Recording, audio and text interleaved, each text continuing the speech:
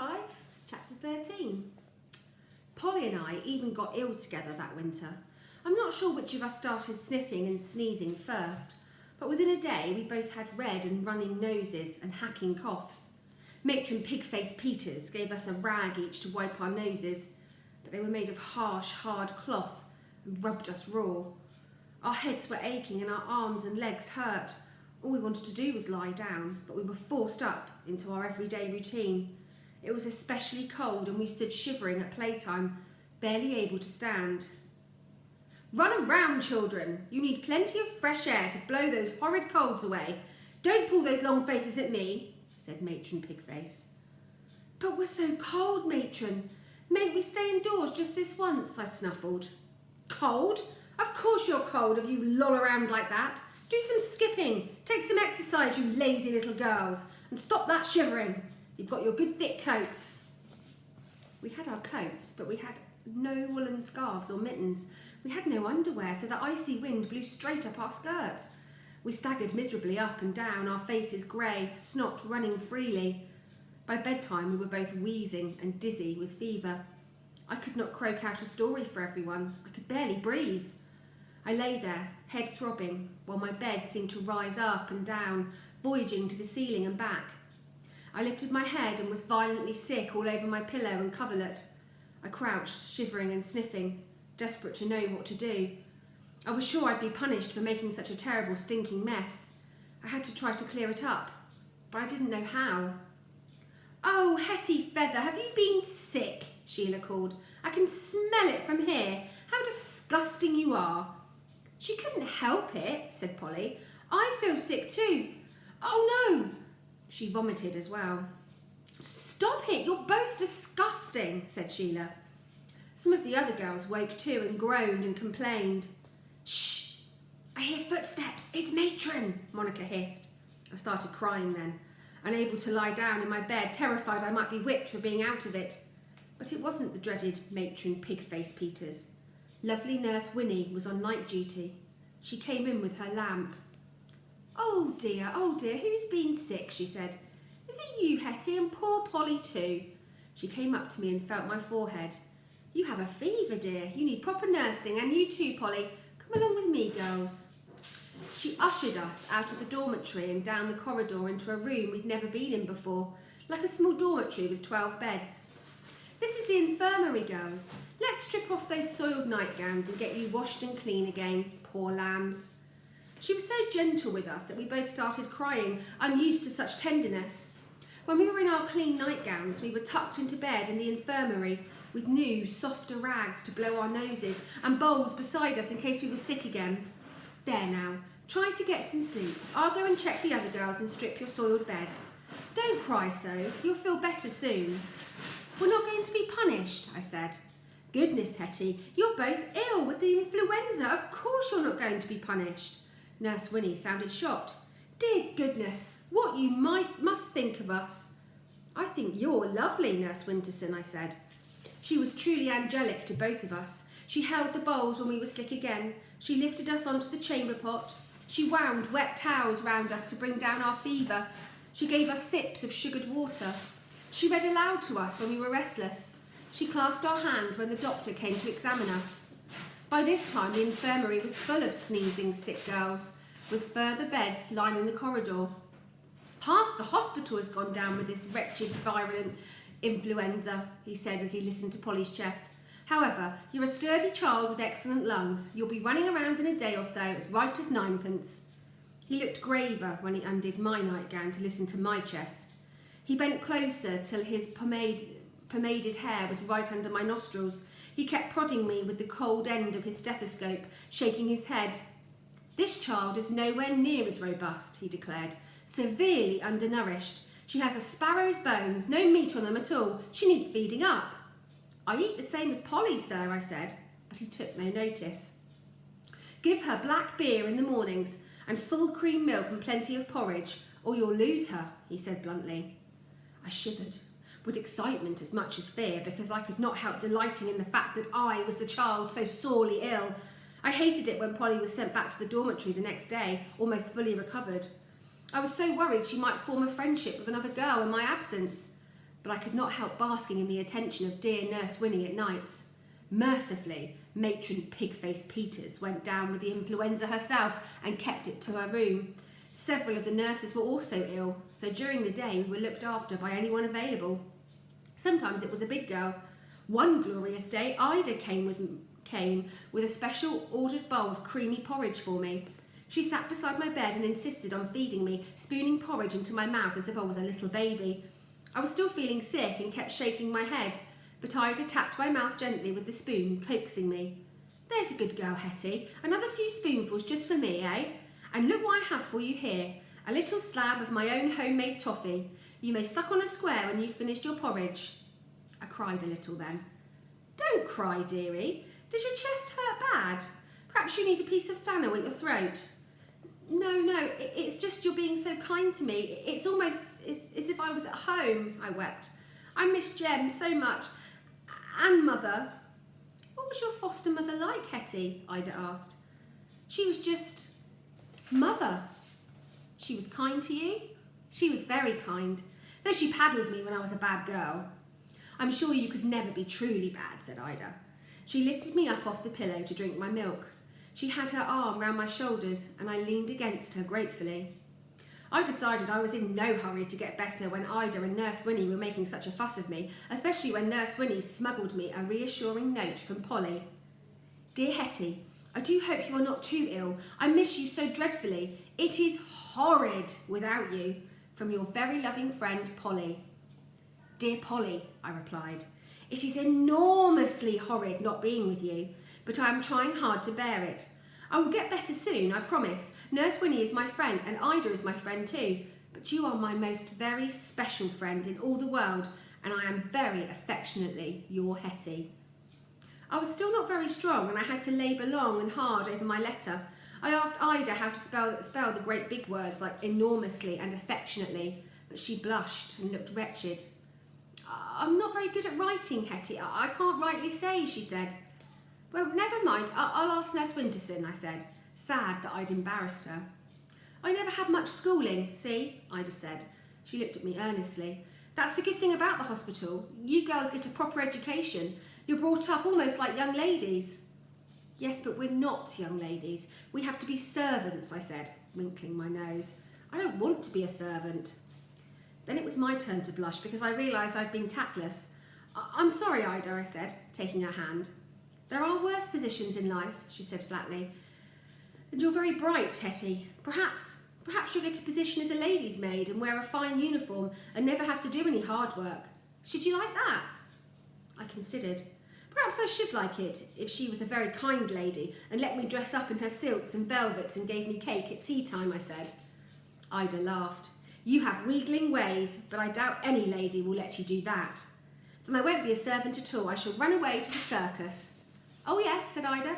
"And what will you be there? A performing monkey?" "I shall be a fine lady on a white horse," I declared. "With rings on your fingers and bells on your toes?" said Ida, not taking me seriously. "No, I shall join my real mother, Madame Adeline, and she will give me a costume of pink spangles and we will ride our horses together in the circus ring," I said. "Whatever makes you fancy your mother is a circus lady?" said Ida. "Oh, I am absolutely certain of it," I said. "Madame Adeline told me herself, more or less. And when I am big enough, I shall go and find her. Just you wait and see." "Well, you're not big enough yet, Hetty. You're still the smallest girl in the whole hospital. You must eat up all the milk puddings I bring you, every last morsel, and then you will get better." I did get better, though I think it was due to the love and attention of Ida and Nurse Winnie, not their milk puddings and medicine. But one of our sick girls, Sarah Barnes, grew worse. The nurses wrapped her in soaking sheets, but she was still burning hot when I touched her, and she could barely sip her sugared water. She was so weak they had to lift her onto a chamber pot like a baby, and all the time, morning, evening, all through the night, she coughed and coughed. I slipped out of bed and went to stand beside her, shivering. "Poor Sarah," I whispered. "Is your throat very sore?" "Yes," she mumbled. "Yes, it hurts. Shall I get Nurse?" No, I want..." "Who?" "I want my mother," Sarah sobbed. I told Nurse Winnie and she looked stricken. Poor lamb. I wish she could see her foster mother, but it's strictly against the rules. "But But she's so ill. I know, Hetty, I know, she said wearily, and she covered her face with her hands. Nurse Winterson, is Sarah dying? I whispered. I hope not, but she is very, very poorly, said Nurse Winnie. Sarah started crying again that night, calling for her mother. She wouldn't quieten, no matter how Nurse Winnie tried to soothe her. I got out of bed and crept nearer. I had the fanciful idea that I could picture Sarah's mother for her, tell her that she was coming very soon, that she loved her little daughter. But Nurse Winnie took hold of me and forced me back to bed. I know you mean well, Hetty, but you must not get too near poor Sarah, especially while she is coughing so. You must not risk reinfecting yourself. You're still quite a sick girl. Now go back to sleep, there's a good child. I tried to do as I was told, pulling my blanket high over my head to cut out the sound of Sarah. When I woke up in the morning, the room was strangely quiet. I sat up. Sarah's bed was empty, her sheets pulled off, her mattress bare. Where's Sarah? Is she in the washroom? I called anxiously. No, Hetty. Nurse Winnie came over to me, her face very white, purple shadows under her eyes. No, Hetty. Sarah's gone to heaven. She's with the angels now. I sat still, stunned. I'd asked if Sarah was dying, but I hadn't really meant it. Sarah was such a real girl, with her cough and her running nose and a tendency not to reach the privy in time. Yet now she was an angel, in a long white dress, with wings sprouting out of her small shoulder blades. I was accomplished at picturing, but it was very hard imagining Sarah lolling on heavenly clouds, a halo over her lank brown hair. Don't be sad, Hetty. Sarah is happy now, and her poor cough is better, said Nurse Winterson. But she didn't sound at all sure. I lay down again, my heart beating fast. They said I was getting better, but might I die too? A new nurse came to take over from Nurse Winnie, a little sharp-faced woman I'd never seen before. It seemed she usually worked in the boys' wing, but was now working a shift with us because 3 of our nurses were ill themselves. Nurse Winterson told her the news about Sarah. She was whispering, but I could still hear her. Let's hope she is the only one we lose, said Nurse Winnie. One of our boys is failing fast, said the new nurse. A sad little lad, much troubled, calling for his mother and his father and all his brothers and sisters. That's maybe my brother. I must go to him, I said, getting out of bed. No, Hetty, don't fret. It won't be your brother, said Nurse Winnie. But the sharp-faced nurse seemed taken aback. He has a sister, Hetty, she said. I have to see him. He's calling for me. I have to see him before he goes to the angels like Sarah, I said frantically.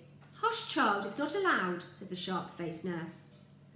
I will allow it, said Nurse Winnie. She wrapped my blanket around me and lifted me in her arms. She must have been exhausted after a long, traumatic night, but luckily I was very light. You can't take her, said the other nurse. Yes, I can, said Nurse Winnie. She carried me out of the infirmary, along the corridor, all the way to the boys' wing. Oh, Nurse Winterson, I love you dearly. Thank you so much. I need to see my brother Gideon so badly, I said. I know you do, Hetty. I will make sure you see him. She pushed open a door with her hip, and we entered a room with the familiar smell of carbolic and sickness. There were boys in the bed, sniffing and coughing, and a nurse bending over a boy at the end, looking grave. She was startled at the sight of us. Don't be alarmed. I have brought Hetty to see her brother, said Nurse Winnie. Gideon! Oh, Gideon, I'm here, I cried. But it wasn't Gideon lying in the bed. Oh, goodness, it's Saul. But is Gideon all right? I begged the nurse. My brother Gideon, he's very frail with a weak chest. Where is he? Oh, please, he hasn't died and gone to join the angels. Hush, child, keep your voice down. Saul is very sick, but Gideon is perfectly healthy. He has not even caught the influenza, said the nurse. You promise that's true, I said, not certain I could trust her. Hetty, said Nurse Winnie. Now, dear, do you have some words of comfort for your brother Saul? He was the wrong brother.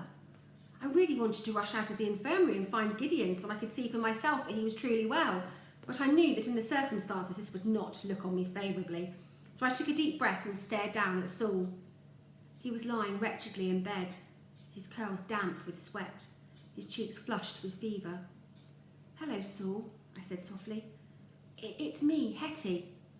I'm not sure he'll know you, child. He's very fevered, said the nurse.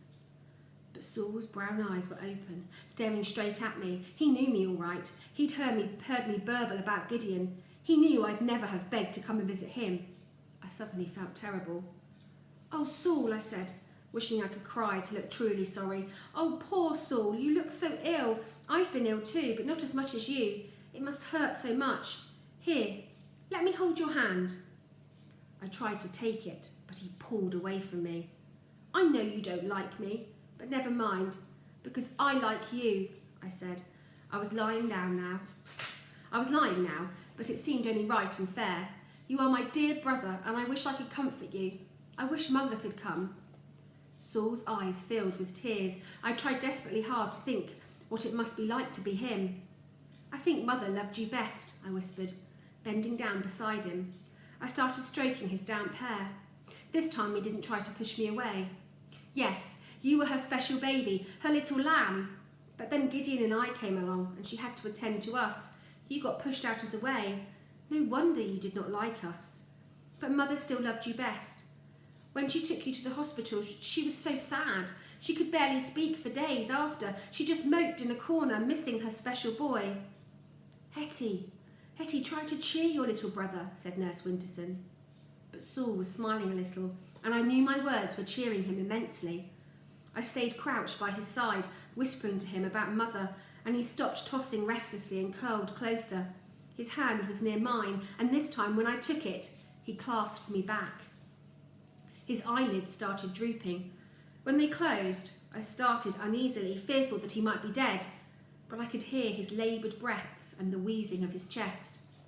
Come, Hetty, he is sleeping peacefully now. I must take you back, said Nurse Winnie. I staggered to my feet, stumbling over something on the floor. It was Saul's crutch. He'll not be needing that any more, said the sharp-faced nurse ominously, tidying it into a cupboard. I burst out crying then. It was almost as if she'd taken Saul himself and stowed him in the cupboard. I cried all the way back to the girls' wing, though Nurse Winnie did her best to console me. She was sorry for me and doubtless frightened lest any other nurse asked why I was crying so. I tried to stop, because I didn't want to get her into trouble, but I felt too sad. For all I prided myself on my picturing skills, I'd never before imagined what it was like to be Saul. I had pitied myself often enough and fretted about dear Gideon, but I'd never cared a jolt for Saul. I resolved to be a true sister to him, if by some miracle he made a full recovery. I'd disguise myself in breeches again and slip along to the boys' wing on a regular basis. I'd make a great fuss of both my brothers. I'd wheedle sweets out of the Sunday visitors and hide them away from the thieving big girls. I'd keep every one for Saul and Gideon and take pleasure in seeing them suck them.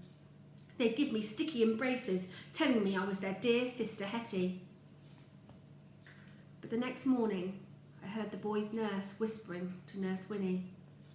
I heard Saul's name, and I knew he was dead. I started crying anew. Oh, Hetty, you have such sharp ears.